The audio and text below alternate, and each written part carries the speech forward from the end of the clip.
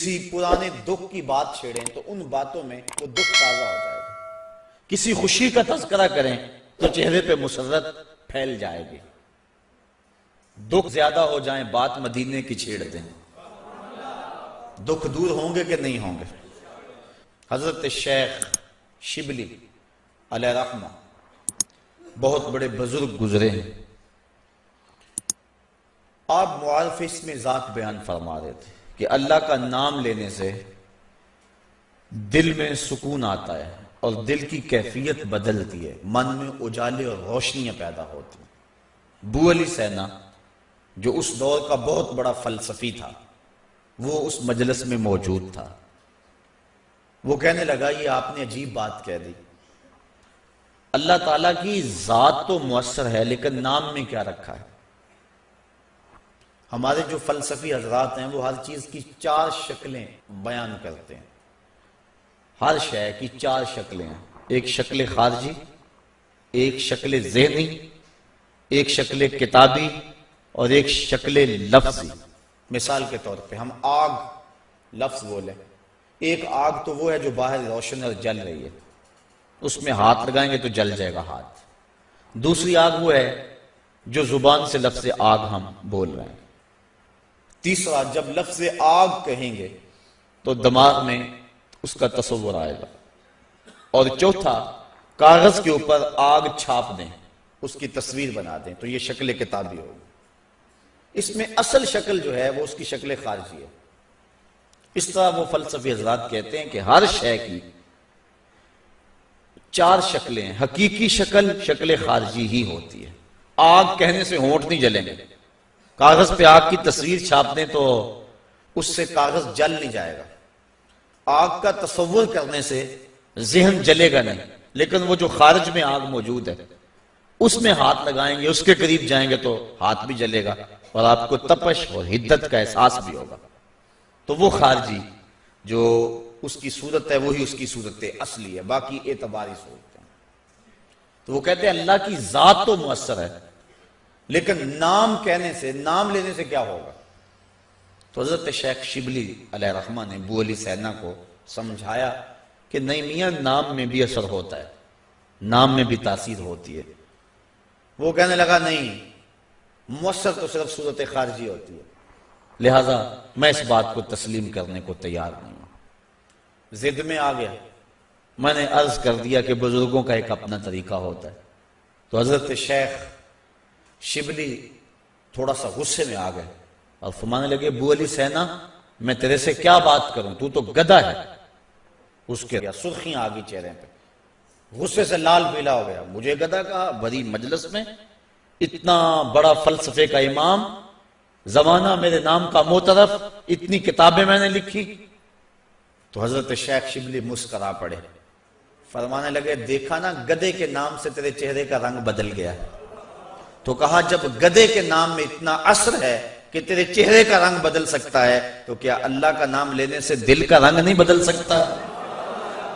تو اس کا نام لوگے تو دل بدلے گا اور دل قرار پائے گا، دل کو نور نصیب ہوگا، دل کو اجالا ملے گا اس کے بابرکت نام لینے سے. اس لیے جب زبان سے بندہ اللہ اللہ کہتا رہتا ہے تو اس کے اثرات اس کے دل پر مرتب ہوتے ہیں، اور کثرت سے ذکر کرنے والا شخص اس کا دل پر نور ہو جاتا ہے. بلکہ ہم نے تو تصوف کی کتابوں میں پڑھا ہے جب کوئی شخص ایک مرتبہ اللہ کہتا ہے اللہ تعالیٰ اس کی طرف نظر رحمت سے دیکھتا ہے، اور جس کی طرف اللہ تعالیٰ نظر رحمت سے دیکھ لے اس کے 70 گنا جل کے راکھ ہو جاتے ہیں.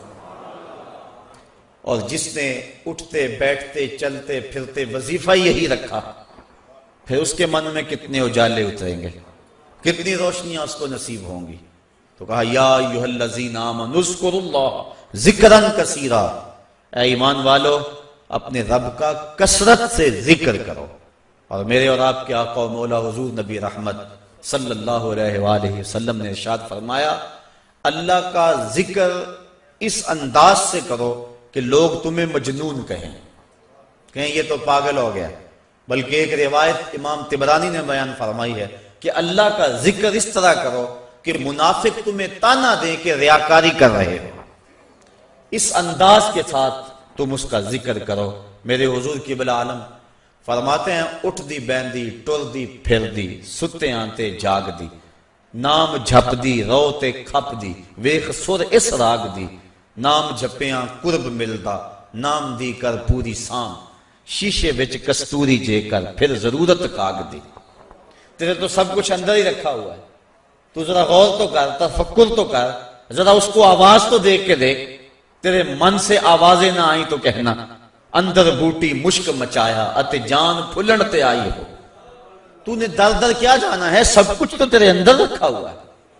وہ کہتے ہیں ایک سنیارا تھا بمبئی کا رہنے والا، یہاں ہمارے لاہور میں آ گیا، پرانے دور کی بات ہے۔ اس کے پاس بڑے قیمتی موتی تھے، اس نے کسی مجلس کے اندر اپنے موتی کھولے اور ایک موتی کہنے لگا یہ شب افروز ہے، رات کو چمکتا ہے۔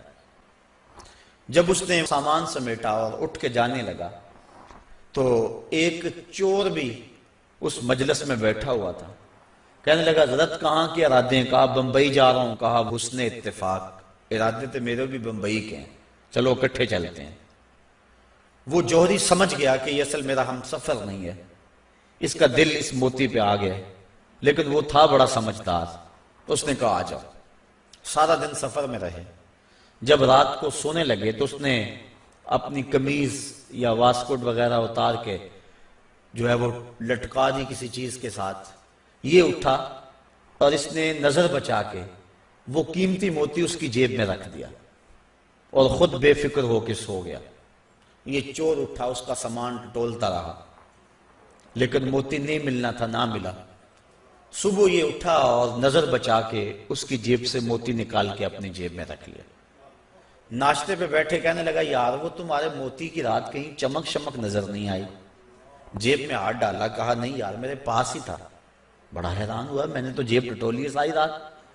اگلے دن اس نے سوچا چلو آج میں مزید کوشش کروں گا، اس نے پھر وہی کام کیا، نظر بچا کے اسی کی جیب میں رکھ دیا۔ وہ ساری رات ڈھونڈتا رہا، موتی نہیں ملنا تھا، نہ ملا۔ صبح نظر بچا کے اس نے اپنی جیب میں رکھ لیا۔ صبح ناشتے پہ پھر بات چلی، یار وہ آپ کہتے تھے رات کو چمکتا، اس کی کچھ چمک شمک نظر نہیں آئی؟ کہا یار میری جیب میں ہی تھا۔ 2-4 دن ایسے گزرے۔ ایک دن اس نے عزم کر لیا کہ شاید وہ بغل میں رکھ لیتا ہے، منہ میں رکھ لیتا، کہاں رکھتا، آج تو اس کو میں بیدار بھی یہ ہو جائے تو میں پھر بھی یہ وہ موتی اسے لے لینا۔ وہ اس کے پاس سے پلٹتا رہا، لیکن وہ مست ہے، اس کو پتا ہے موتی محفوظ جگہ پہ، اور صبح اٹھا نظر بچا کے موتی اپنی جیب میں ڈال لیا۔ اس نے پھر بات کی، اس نے کہا کہ یار وہ میرے پاس ہی تھا۔ اس نے کہا میں آج سچی بات بتاؤں، میں تیرا ساتھی نہیں تھا، میں تو تھا چور، میں تو چور تھا، اس موتی کی غرض میں تیرے ساتھ ہو لیا تھا، لیکن آپ تو میرے بھی استاد نکلے، میں نے بڑی محنت کی، مجھے 3 دن ہو گئے موتی نہیں ملا، میں آپ کو استاد مانا، آپ مجھے بتائیں کہ موتی آپ رکھتے کہاں تھے؟ اس نے کہا میاں تو اوروں کی جیبیں ٹٹولتا رہا، کبھی اپنی جیب میں بھی تو ہاتھ ڈال دیا ہوتا، نہ مسجد وچ نہ مندر وچ، لب یار نو اپنے اندر وچ، سب کچھ تو تیرے اندر ہے، تو اوروں کی جیب میں ٹٹولتا رہا۔ سلطان وہ فرماتے ہیں نہ کر منت تو خاج خضر دی، تیرے اندر آب حیاتی ہو۔ اور کبھی فرماتے ہیں وچے ہی بیڑے وچے ہی چیڑے وچے ہی ونج مہانے ہو، 14 طبق دلے دے اندر تمبو وانگو تانے ہو، سب کچھ تو تیرے اندر ہے۔ اور اقبال کہتا ہے خود ہی کا نشیمن تیرے دل میں ہے، فلک جس طرح آنکھ کے تل میں ہے، یہ سب کچھ تو انسان کے اندر رکھا ہوا ہے، بس تھوڑی سی توجہ کرنے کی دیر ہے۔ دل کی تختی پہ اس کا نام لکھا ہوا ہے۔ میں نے اس نے عرض کیا تھا کہ اقبال نے کہا تھا حکیم نیٹشے کے بارے میں، قلب او مومن دماغش کافر است، اس کا دل مومن تھا، دماغ کافر، لیکن ہر شخص کا دل مومن ہوتا ہے۔ تو اس دل کی ایک ایک پرت پہ رب کا نام لکھا ہوا ہے۔ اور کافر کو کافر اس لیے کہتے ہیں کہ وہ اس حقیقت کو چھپا دیتا ہے۔ یہ جو کاشتکار زمین کو کھود کر اس کے اندر بیج رکھتا ہے نا، اس کو بھی عربی میں کافر کہتے ہیں، کاشتکار کو بیج کو چھپانے والا۔ تو کافر کو کافر اس لیے کہتے ہیں کہ وہ حق کو چھپاتا ہے۔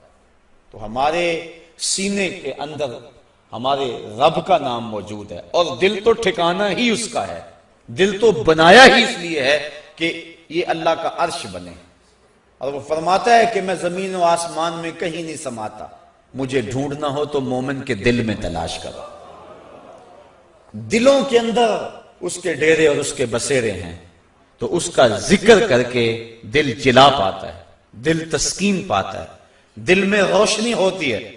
تو ہمارا مزاج یہ ہونا چاہیے کہ اٹھتے بیٹھتے چلتے پھرتے اس کے ذکر کو ہم حرز جاں بنا لیں۔ جب بندہ ایک مرتبہ کہتا ہے سبحان اللہ، زمین آسمان کے درمیان جتنا فاصلہ ہے سارا نور سے بھر جاتا ہے۔ یہ برکتیں ہیں ذکر کی۔ اس کا نام تو لے، کوئی معمولی نام ہے؟ جب زبان پہ اللہ کہتا ہے 14 طبق روشن ہو جاتے ہیں۔ یہ اتنا بڑا نام ہے، یہ اتنا بڑا وظیفہ ہے کہ اس سے بڑا کیا وظیفہ ہو سکتا ہے؟ اس کا نام، اس کا ذکر۔ تو فرمایا اللہ کا ذکر اتنی کثرت سے کرو کہ لوگ تمہیں کہیں مجنون ہیں، اور منافق تمہیں ریاکاری کے طعنے دے۔ تم اٹھتے بیٹھتے چلتے پھرتے اس کے ذکر کو حرز جاں بنائے رکھو، یہی تمہارا سرمایہ ہے، یہی تمہارا وظیفہ ہے۔ دکھے ہوئے دل کا بھی یہی علاج ہے، پریشان خاطری کا بھی یہی علاج ہے۔ اندر کی کالک اس کے ذکر سے دھلتی ہے۔ حضور فرمایا لِكُلِّ شَيْءٍ سَقَالَةٌ وَسَقَالَةُ الْقُلُوبِ ذِكْرُ اللَّهِ۔ ہر شے کا زنگ دور کرنے کے لیے کچھ نہ کچھ بنایا گیا۔